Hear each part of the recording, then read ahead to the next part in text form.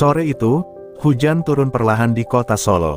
Angin sejuk menyelinap masuk ke rumah sederhana milik Jokowi, seorang pengusaha kayu yang tengah berjuang keras mempertahankan bisnisnya. Di ruang tamu, perabotan kayu yang terawat dengan baik menambah kehangatan suasana. Iriana, istrinya, sibuk menyiapkan teh hangat dan kudapan untuk tamu istimewa mereka, Kiai Haji Abdurrahman Wahid, atau yang lebih akrab disapa Gus Dur. Kehadiran Gus Dur adalah kehormatan besar bagi keluarga kecil ini. Di tengah obrolan santai antara Gus Dur dan Jokowi, seorang anak kecil berusia 7 tahun, Gibran Rakabuming Raka, duduk di pojok ruangan. Ia tampak serius menyusun balok-balok kayu menjadi menara kecil. Suara ketukan balok yang sesekali terdengar membuat Gus Dur menoleh. Ia memandangi anak itu dengan senyum yang sulit diterjemahkan. "Mas Joko," Gus Dur memulai dengan nada lembut, "anakmu ini berbeda." Jokowi tersenyum kecil sambil menyesap teh.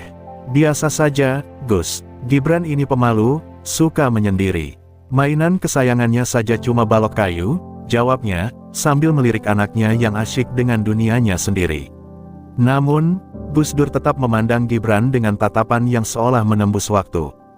"Tidak, Mas Joko. Anak ini punya cahaya di matanya. Kelak, dia akan memimpin. Bukan hanya keluargamu, tapi juga banyak orang. Saya bisa merasakannya," ujarnya dengan nada yang begitu yakin. Iriana, yang mendengar percakapan itu dari dapur, menghampiri mereka dengan baki berisi camilan tradisional. "Gus, apa yang membuat panjenengan berpikir begitu? Gibran ini anak yang sederhana. Rasanya sulit membayangkan dia jadi pemimpin," katanya sambil meletakkan baki di atas meja.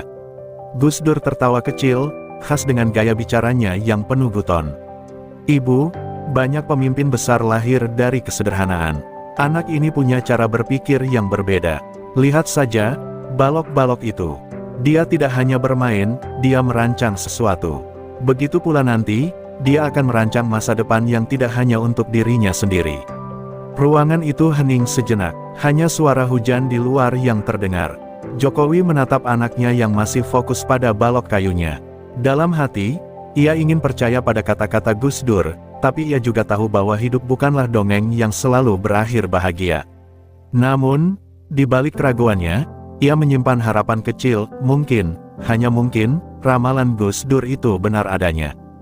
Gibran, tanpa menyadari percakapan serius yang terjadi di sekelilingnya, tiba-tiba menoleh dan berkata polos, "Bapak, aku selesai bikin rumahnya."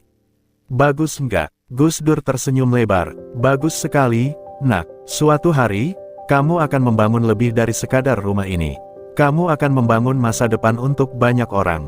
Gibran hanya tersenyum kecil, lalu kembali bermain, tanpa tahu bahwa di balik kata-kata itu tersimpan takdir besar yang kelak akan menunggunya. Waktu berlalu, dan Gibran tumbuh menjadi anak muda yang sederhana, terlahir di tengah keluarga yang tidak pernah menuntut kemewahan. Sejak kecil, ia terbiasa hidup dengan nilai-nilai sederhana yang ditanamkan oleh ayah dan ibunya. Meski begitu, ada sesuatu yang berbeda dari dirinya, sebuah semangat yang sulit dijelaskan, namun selalu ada di dalam matanya. Di sekolah, Gibran dikenal sebagai anak yang pendiam, lebih sering duduk di bangku belakang dan hanya berbicara ketika diperlukan. Teman-temannya sering menganggapnya sebagai anak yang tidak banyak bicara, tetapi justru itu yang membuatnya disegani. Ia selalu tahu apa yang harus dilakukan tanpa banyak kata. Ketika diminta untuk memimpin proyek kelompok, ia tidak pernah menolak, meskipun tak pernah menunjukkan hasrat untuk menjadi pusat perhatian. Gibran lebih suka bekerja diam-diam, menyusun strategi dengan teliti, dan memastikan setiap langkah yang diambil adalah yang terbaik. Suatu hari, ketika Gibran duduk di bangku SMP, salah seorang gurunya, Pak Sigit, mengamati cara Gibran bekerja dalam sebuah proyek kelompok. "Gibran," katanya suatu pagi, "kamu ini tidak hanya pintar, tapi kamu juga punya bakat untuk memimpin. Kamu tidak perlu berteriak untuk diperhatikan, tetapi orang akan mengikuti apa yang kamu lakukan." Gibran hanya tersenyum kecil. Ia tahu, dalam hidupnya, hal-hal besar seringkali datang tanpa banyak bicara. Namun, ia tidak pernah merasa terlahir untuk menjadi pemimpin. Ia hanya ingin berbuat baik, membantu orang-orang di sekitarnya, dan membuat dunia sedikit lebih baik. Tetapi, guru-gurunya mulai melihat potensi yang lebih besar dalam dirinya, sesuatu yang ia sendiri belum mampu memahami sepenuhnya. Masa remaja Gibran dipenuhi dengan kerja keras dan perjuangan. Setelah lulus SMA, ia memutuskan untuk melanjutkan pendidikan ke luar negeri. Di sana, jauh dari keluarga, ia mulai mengasah dirinya, belajar tentang dunia bisnis, dan mengejar cita-cita yang tidak pernah ia bicarakan dengan siapapun. Di luar sana, ia menyaksikan orang-orang berjuang keras untuk meraih mimpinya, dan itu menginspirasinya.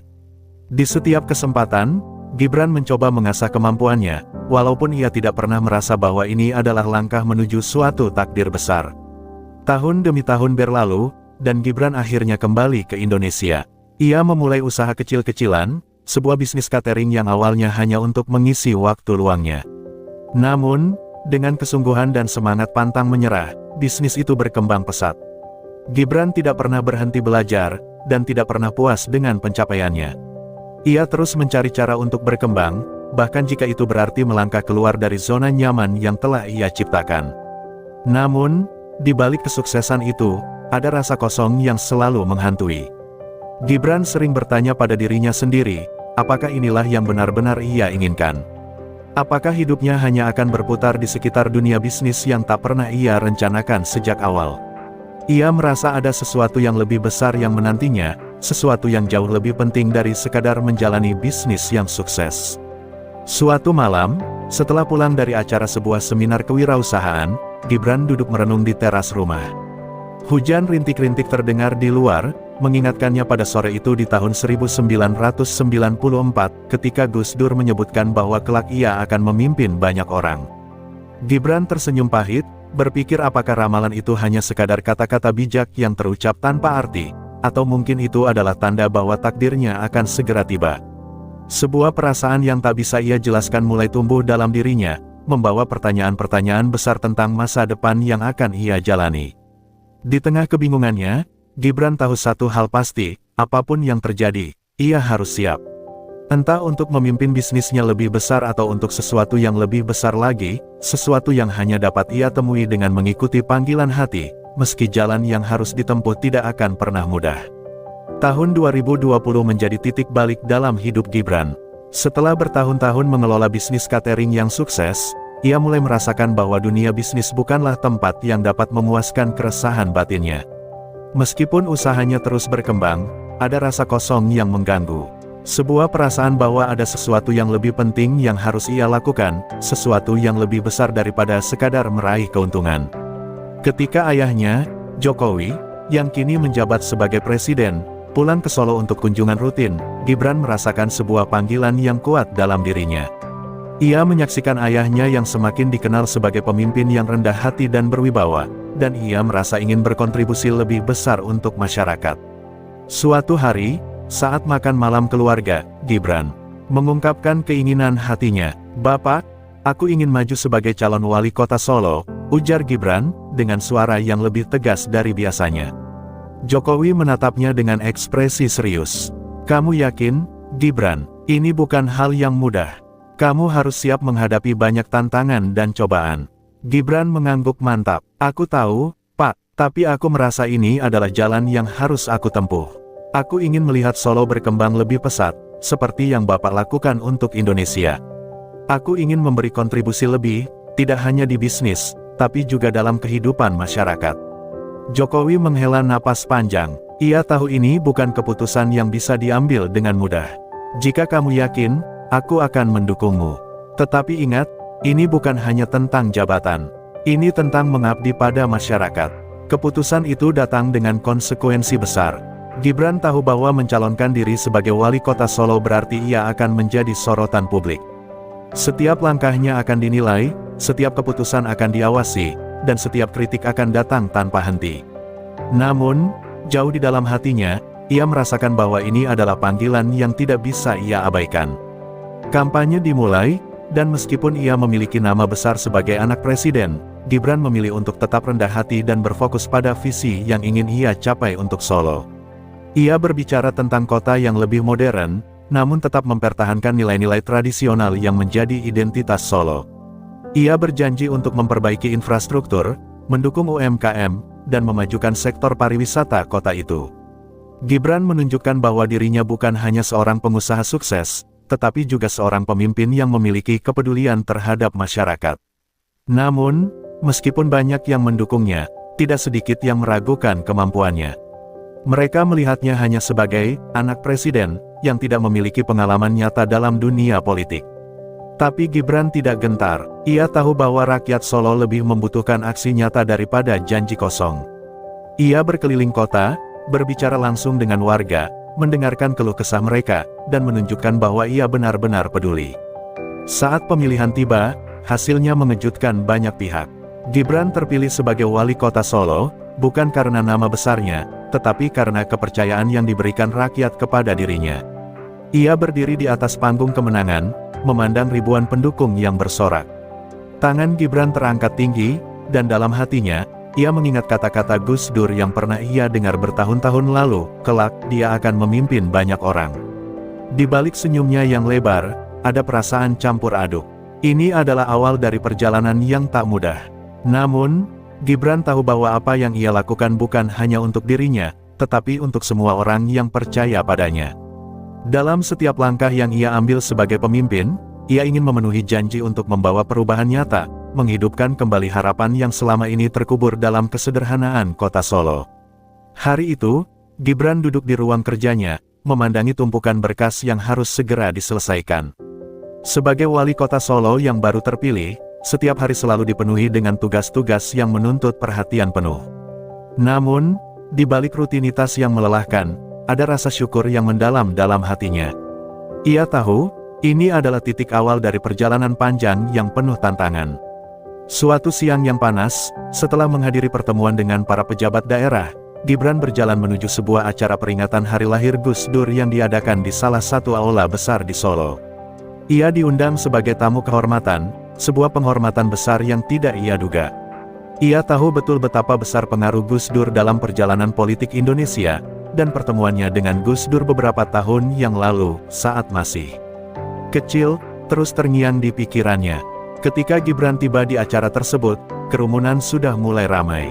Para undangan tampak berbincang, mengenang berbagai kisah tentang Gus Dur, mengenang kebijakan-kebijakan besar yang telah diambilnya. Gibran, meski sudah dikenal luas sebagai pemimpin muda, tetap merasa seperti anak kecil yang sedang belajar banyak hal. Di tengah acara, seorang kiai tua yang tampaknya mengenal Gibran dengan baik mendekatinya. Pria itu tersenyum penuh arti dan berkata, "Mas Gibran, kamu tahu kan bahwa Gus Dur pernah meramalkan masa depanmu?" Gibran menoleh, sedikit terkejut. Apa yang beliau katakan, Ki? Kiai itu mengangguk perlahan, wajahnya serius namun penuh kebijaksanaan. Ketika kamu masih kecil, Gus Dur berkata bahwa kamu akan menjadi pemimpin yang luar biasa. Dia bilang kamu akan memimpin lebih dari sekadar keluarga, lebih dari sekadar bisnis. Kamu akan memimpin banyak orang. Dan hari ini, kita semua menyaksikan itu. Gibran terdiam, kata-kata itu menghantam hatinya dengan cara yang tak terduga. Ia teringat percakapan yang terjadi bertahun-tahun lalu di rumah orang tuanya, saat Gus Dur dengan tegas menyebutkan bahwa ia akan memimpin suatu hari nanti. Saat itu, ia hanya menganggapnya sebagai guyonan seorang tokoh besar.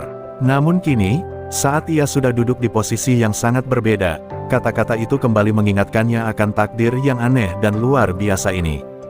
Di tengah kebingungannya, Gibran hanya tersenyum kecil. Saya tidak tahu apa yang akan terjadi di masa depan, Ki. Tapi saya hanya ingin berbuat yang terbaik untuk Solo, untuk masyarakat saya. Kiai itu menepuk bahunya dengan lembut.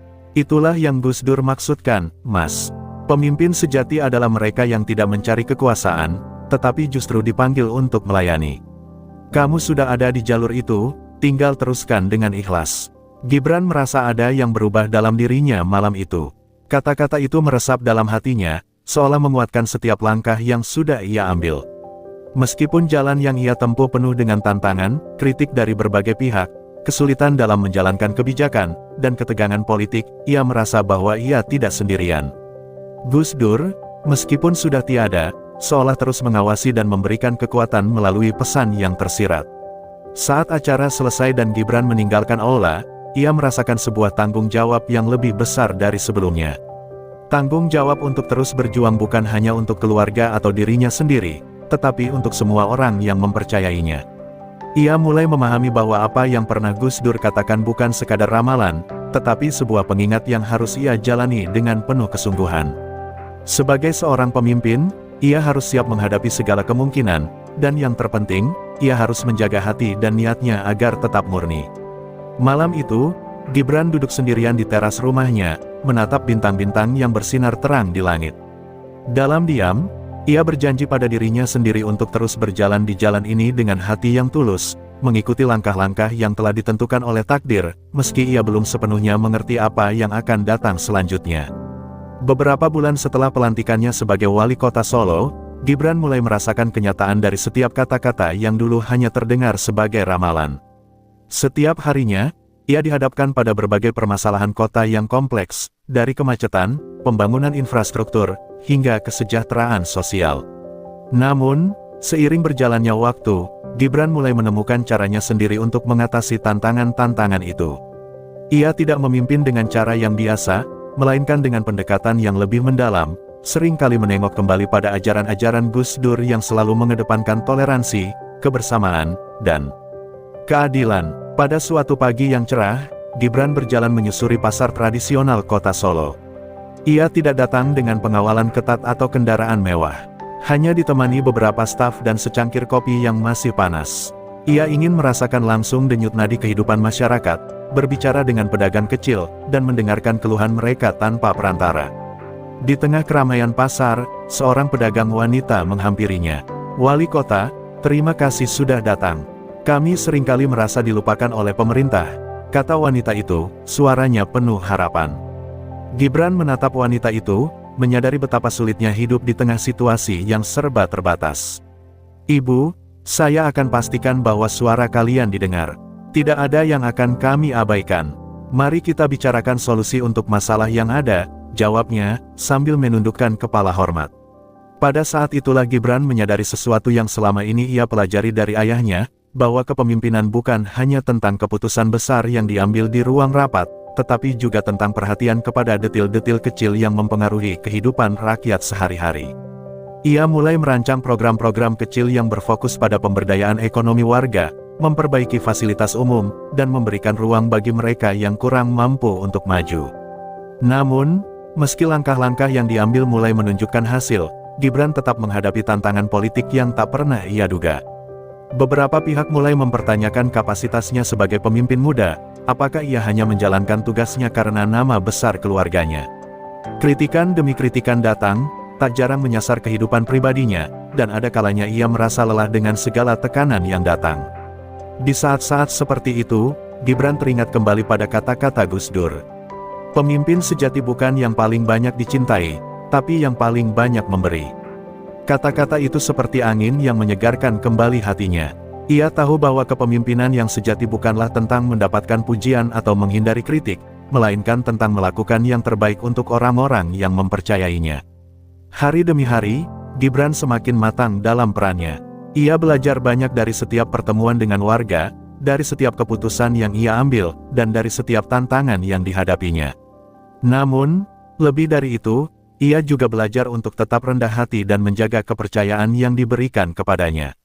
Sebagai seorang pemimpin, ia harus bisa berdiri tegak menghadapi badai, tetapi tetap berjalan dengan hati yang lembut.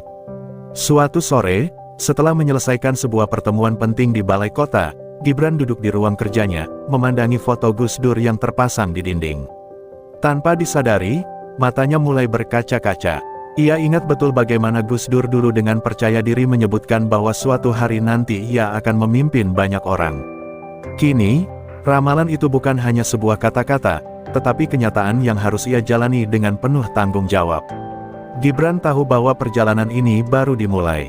Ada banyak tantangan yang menanti di depan, banyak yang akan mencoba menjatuhkannya, dan banyak pula yang akan meragukannya. Namun, dalam hatinya, ia merasa siap.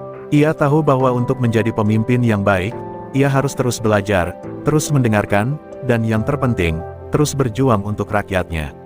Seperti Gus Dur yang selalu memimpin dengan kebijaksanaan dan hati yang lapang, Gibran berjanji untuk melanjutkan jejak langkah yang telah ditinggalkan oleh sang guru, meskipun kini ia berjalan dengan langkahnya sendiri. Malam itu, saat duduk di balkon rumahnya, Gibran menatap langit yang penuh bintang. Ia merasa ada sesuatu yang lebih besar dari sekadar ramalan, dari sekadar takdir. Ada sebuah panggilan hidup yang harus ia jawab dengan segenap jiwa. Dan di setiap langkah yang diambil, ia akan selalu mengingat pesan Gus Dur, bahwa pemimpin sejati adalah mereka